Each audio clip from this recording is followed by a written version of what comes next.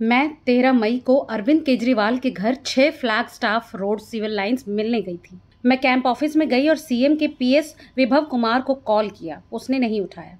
फिर मैंने विभव को व्हाट्सएप के जरिए एक मैसेज किया पर उसने जवाब नहीं दिया। जैसा मैं पहले कई सालों से जा रही हूँ, फिर मैं रेजिडेंशियल एरिया में गई मुख्य गेट से होते हुए। क्योंकि विभव यहाँ मौजूद नहीं था, मैंने मौजूदा स्टाफ से कहा कि सीएम से मिलने आई हूँ। मुझे कहा गया कि वो घर पर हैं और ड्राइंग रूम में इंतजार करने को कहा गया। मैं ड्राइंग रूम में गई और सोफे पर बैठ गई और सीएम से मिलने का वेट करने लगी। एक स्टाफ ने आकर बताया कि सीएम मिलने आ रहे हैं। अचानक विभव कुमार चिल्लाते हुए आए और मुझ पर चिल्लाकर गाली देने लगे। मैं शॉक रह गई और मैंने कहा कि ऐसे मुझसे बात न करें और सीएम को बुलाएं। विभव बोला, तू कैसे हमारी बात नहीं मानेगी? कैसे नहीं मानोगी? तेरी औकात क्या है? हमको ना कर दे, समझती क्या है नीच औरत? तुझे तो हम सबक सिखाएंगे। ये कहकर वो मेरे राइट साइड खड़ा हो गया और अचानक मुझे थप्पड़ मारने लगा। 7-8 थप्पड़ मारे। फिर उसने मुझको मेरे पैरों से पकड़ा, उसने मुझे नीचे गिराया, मुझे ड्रैग किया और मेरी शर्ट ऊपर करने लगा। मेरी शर्ट के बटन खुल गए और शर्ट खुलने लगी। मैं जमीन पर गिरी, मेरा सर टेबल से टकराया।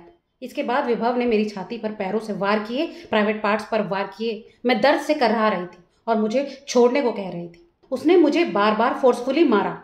मैं किसी तरह उससे दूर हटी और सोफे पर बैठी अपना चश्मा उठाया जो जमीन पर गिर गया था मारपीट के दौरान। मैं बहुत परेशान थी, जिसके बाद मैंने 112 नंबर पर कॉल किया और पूरा मामला बताया।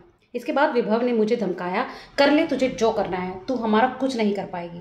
जब उसे लगा कि मैं कॉल कर रही हूँ तो मेरे कमरे से बाहर आया, फिर दूसरे स्टाफ के साथ अंदर आया और कैंप ऑफिस के मेन गेट पर गया। ये लोग मुझे विभव से बात करने को कहने लगे। मैं कहती रही कि इसने मुझे बुरी तरह पीटा है। इसके बाद इन्होंने मुझे जाने को कहा। मुझे सीएम आवास से बाहर लाया गया। मैं बहुत दर्द में बाहर जमीन पर बैठ गई।